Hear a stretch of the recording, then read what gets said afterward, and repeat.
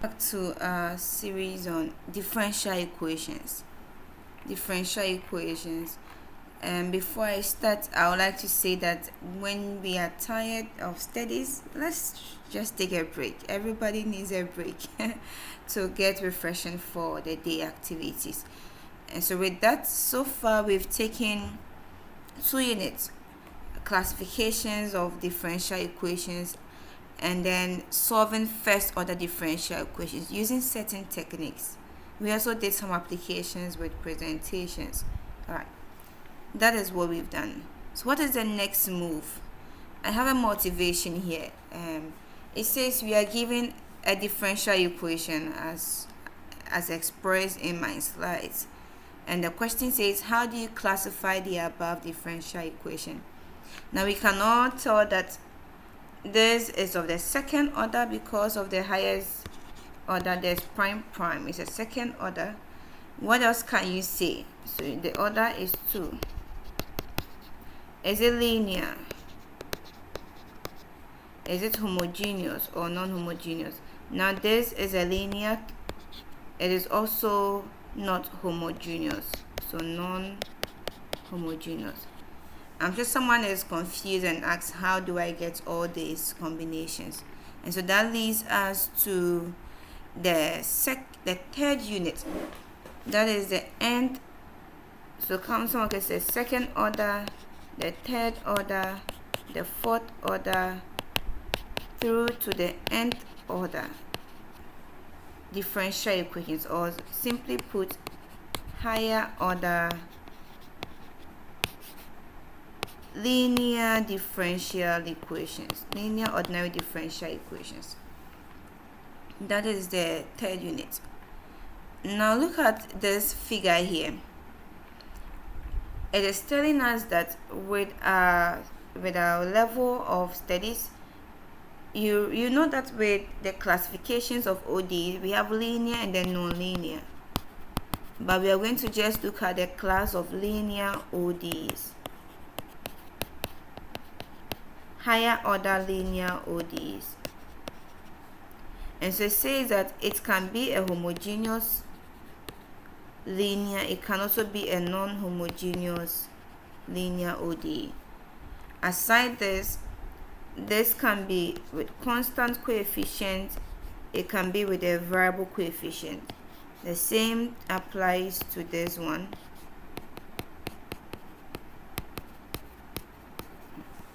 And each of these flow has a technique for solving them.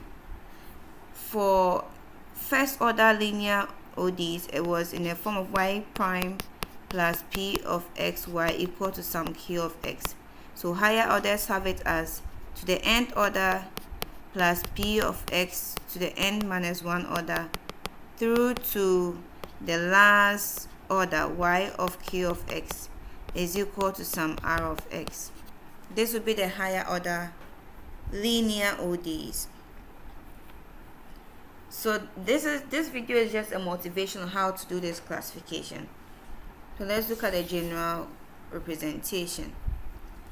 If I have an expression as a(n)yn plus a(n minus 1 y(n minus 1) through to some a0 y is equal to g of t. If the coefficients here, the coefficients are the an's, if they are equal to some constants, so the coefficients we are considering, constant means 1, 2, 0.5, negative 0.2, 3, and 3/2. These are constants. If all the terms, so let me say for all, if they are constants, then we classify it as constant coefficient. Now if at least one of these an's is not a constant, it means it is a variable of the independent variable. So if x is an independent variable, if you have x as a coefficient, it becomes a variable. or t or r or u, it means these are the independent variables. If we have them displayed as a coefficient,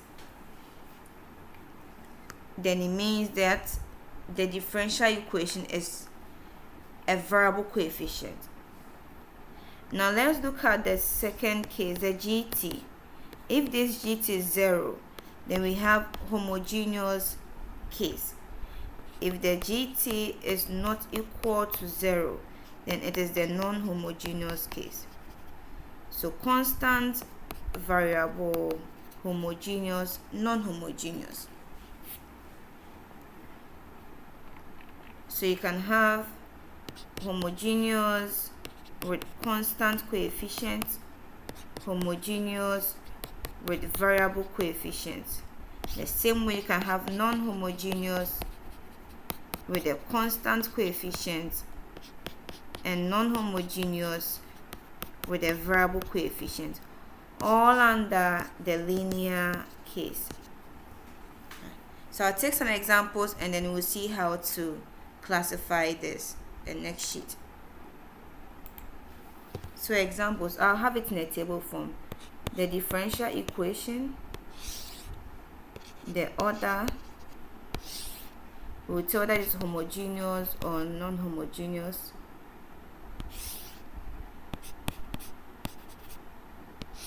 and then we'll classify the coefficients.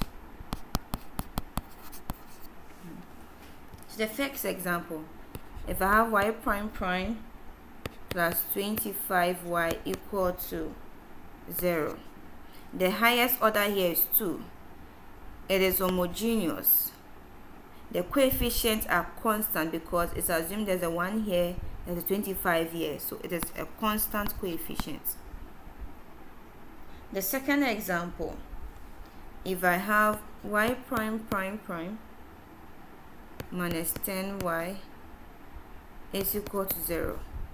The order here is 3, that is the highest order. It is homogeneous because the GT is equal to 0. The coefficients are constant because of the 1 and 10. Alright. The third example, if I have y prime prime plus 25y is equal to exponential negative x, you cannot tell that the order here is 2. It is non-homogeneous because the GT term is not equal to 0, but the coefficients here are constant coefficients. The fourth example, I have an equation as x squared y prime prime minus y prime prime equal to x to the power 4. You can tell that the highest derivative here is 3, so the order 3 from this one. It is homogeneous? No, because of this term here, so it is non-homogeneous. What about the coefficient? The coefficient here is 1, but the coefficient here is a variable x squared. Even if I divide through by x squared, I'm going to get y prime prime minus 1 over x squared y prime is equal to x squared, and so there's still a variable here, and so it is a variable coefficient. Let's look at the last example.